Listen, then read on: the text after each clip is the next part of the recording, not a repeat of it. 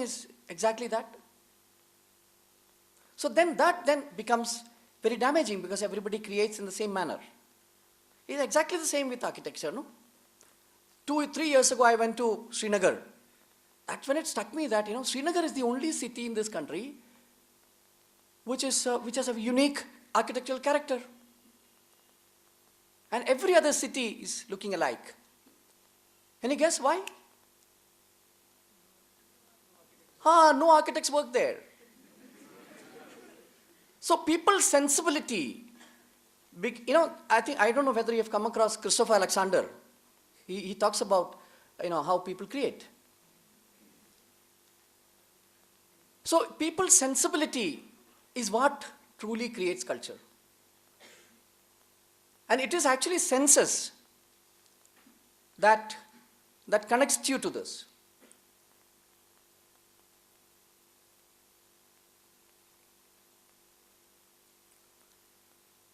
Let me show you some interesting.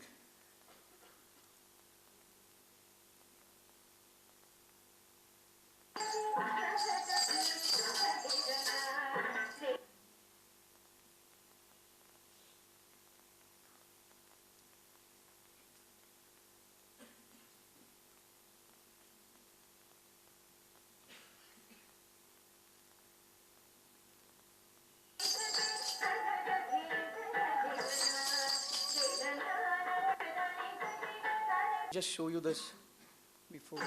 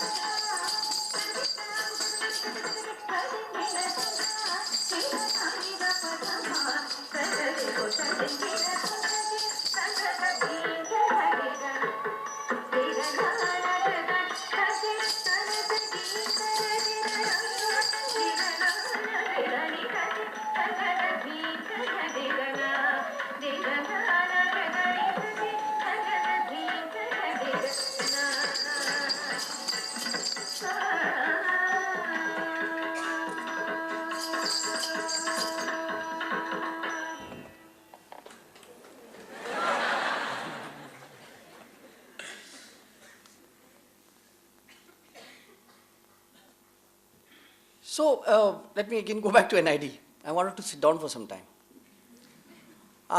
See, at NID, again, I began to really explore what really is happening and getting again back into fundamentals of what is creativity, how does learning take place, what is the aesthetic sense. This I began to explore. And again, I had a very interesting incident that I joined for product design, but I was interested in ceramics. But my ceramic department head, again, did not allow me to enter. So again, I got an opportunity to work completely on my own. And thank God, then, I didn't know what tools should be used. I didn't know how to, how to work on clay. So I found that completely a new way of understanding. And I think that is what really led me to understand how learning really takes place. that learning is basically a direct engagement with what you do. But the clay was teaching me how it should be dealt with. It was not my teacher who was telling me ki ye karo, wo karo. Nahin. Which tools to be used, everything I was creating, because I'm deciding what should be done. You know? So this was another very interesting journey, part of this kind of a thing. And at NID then I really began to ask questions like what is culture? Because we keep telling that India is a great culture. And I found that what we do has absolutely nothing to do with that. Our education has no this thing. And what we do in our lives has no link to that at all. But we continuously tell India is a great culture. I was wondering then what is this? What is this thing called culture? And what is tradition? Well then, luckily I got involved with artisan communities, traditional craftspeople.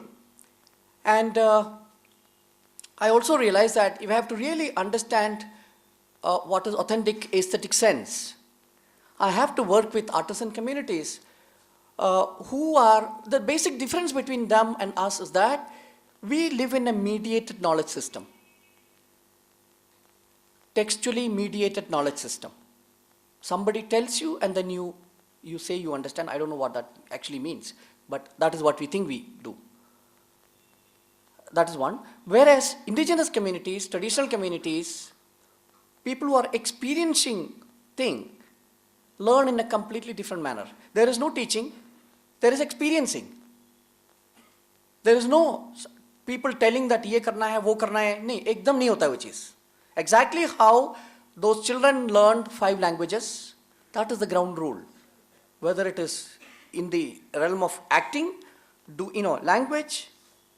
So, and also acquiring this aesthetic sensibilities. Nobody is teaching you composition. But of course they do beautiful stuff. So then I began to work with tribal communities in Orissa, in Nagaland, in Bihar, in different places. And finally then I came to this place in Kerala with a Potters community. So I did some very interesting experiments there. And see, all along the line I was also trying to understand what is knowledge, how does that happen? Because those days, suddenly this terminology came up, indigenous knowledge. It's not very, it's not very old. Maybe 15 years, sudden interest in, now of course there's tremendous interest.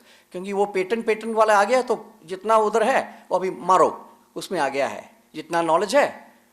But before that there was not much interest. So I was really interested in knowing what really is this, what is indigenous knowledge. And also at the same time I was looking at various issues of aesthetic sense, beauty, issues like that. So when I worked with artisans, one of the ground rule was that there's absolutely no teaching. Because I truly believe that they are better than me in terms of aesthetic sensibility. So I began to work with, I'll just show you this work that I did with the Potters community, where I call this do nothing method. It simply means that you just move away from, actually see what has been also happening is that the various government machineries and educated communities like the NGO sector, the government, they continuously go and tell them that they don't know, we are there to help you. And that is the worst you can do to people. And that is the opposite of development. Unless you respect people's abilities, you are just making them completely dependent, completely distrustful of what they know. Now this is what has been happening. So when I tell them that you can create, they just did not believe me. मैं तो एक expert आ गया, तभी मैं सिखाएगा, वो करेगा. This was the, this was the equation. So it was so difficult for me to convince that no, that's not the way. That you are creative, you are able, and in fact, they even tried to throw me out of that village because of these simple, issues. So this is a village called Aruvakot. This group of women, they began to work with clay, and there were 2 rules. One is that they need to, they come in only if they are really interested in doing. Second thing is that they have to judge. If they like, that's fine. That was the, so no expert is there to judge whether it is good or bad. And finally, of course, there is a market which will reject. So just within few days, they began to do very fine work.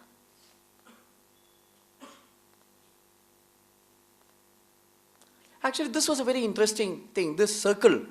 I have seen in many, many rural areas that people do it with such ease, circle drawing, or anything like that, anything for that matter. And I remember that at NID, we spent 1 hour, 1 year, every day drawing circles and lines. Yeah, every day.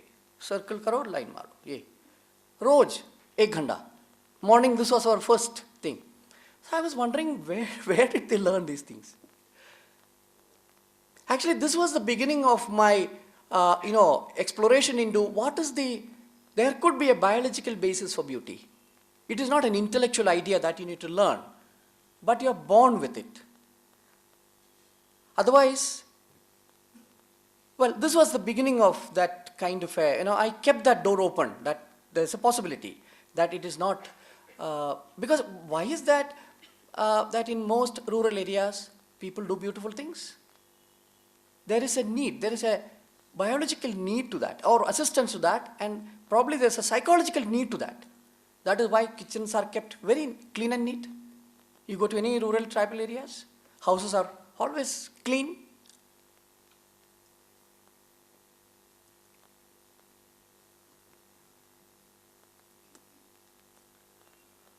Also, there was this whole confusion about what is, again, this issue of tradition and modernity. Because I every time hear this, the general notion is that modernity is creative, tradition is static. Of course, I find all these terminologies are our terminologies. You go to a rural area and ask him whether it is modern or tradition, he really doesn't know what that means. So these are all games that we continuously play in our head. These are not real at all. Like you have several of these terminologies now, modern, post-modern, abhi padh raha hoga na history mein. I don't really know what that means actually. ये पता नहीं क्या modern है या post-modern है ये building, मालूम है क्या? So there are these games that we play with words. And I find that in communities, like for example this work, completely original work. And I have to tell you that this community, the people here, they don't have a tradition of making columns or, this rangoli, कुछ नहीं करते वो. So where is the source for this? हमारा source तो सबको मालूम है. Cut and paste तो करता है ना सब लोग, काफी. Permutation, combination, cut and paste, तो expert बन गए इसमें. But where do they cut and paste from?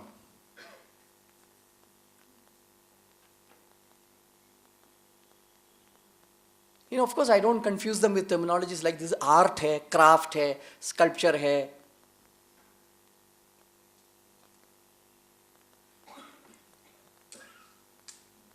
Again, I used my, making tools. Same kind of thing. I gave them just an empty toolkit. And it's so interesting that, they began to create several different types of things, as they were doing different work.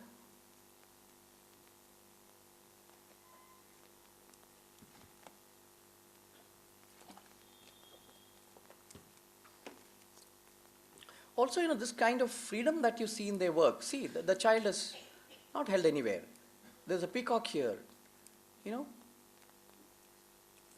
Oh, this is what all the so-called modern people also do.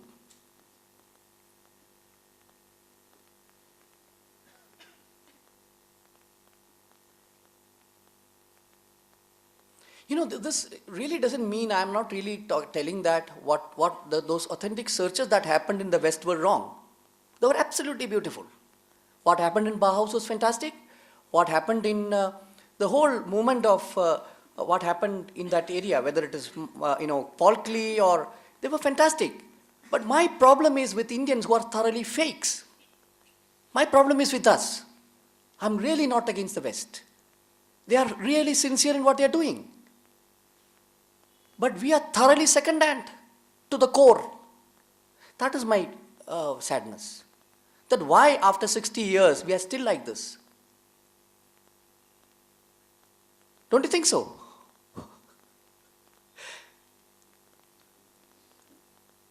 And some friends sometimes say that we still have people who can create Taj Mahals, just that we don't see them.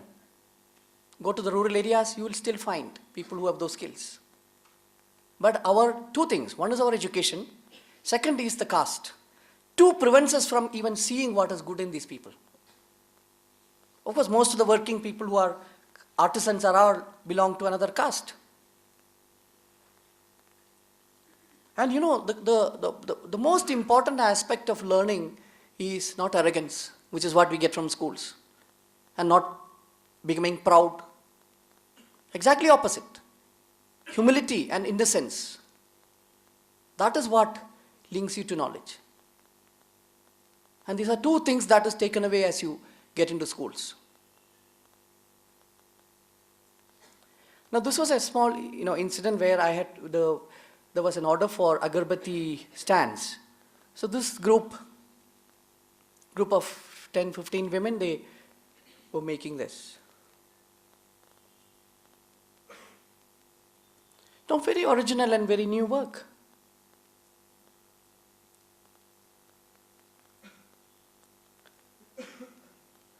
And this whole evolution of tiles that happened there, I asked one of those girls to do a mural-like form with coils. And from that, this is again a group of girls who are just 13, 14, 15 years who designed all these tiles that you see.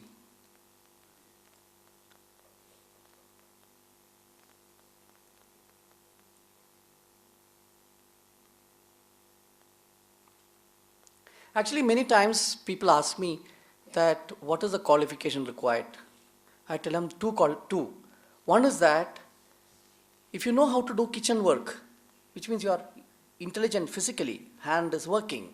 And second thing is that if you have not gone to school, this is possible.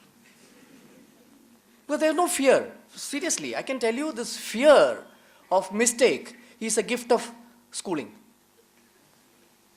No child is ever afraid of making a mistake. Even that idea that there is a mistake itself is a school idea.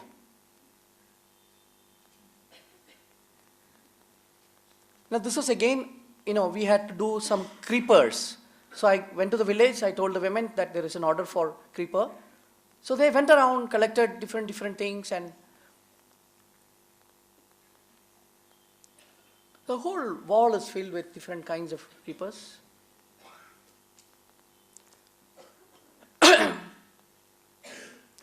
So of course, then now there is this huge talk about sustainability. I thought I will also include some of the things that I have been studying in rural areas. Especially this interest of mine came from I wanted to really challenge the notion of modern people that traditional these communities are not creative. I found that they are continuously using things and creating beauty. It's not the idea of beauty is again our idea. They use useful things, and that becomes beautiful. So I thought, this very notion of waste, as I told you earlier, doesn't exist. So whatever that comes to them, they begin to use. This man is recycling plastic. Oh, jitna bhi broken, plastic, this thing, buckets, he repairs. And all his tools are from junk. एक auto rickshaw का handle है और bellows है, everything collected. Now this is work happening in Bihar and Orissa and places like that. They make these baskets with sikri grass. Now from the waste plastic they do this. This is again, I'm sure in Maharashtra you would have seen this quite a lot.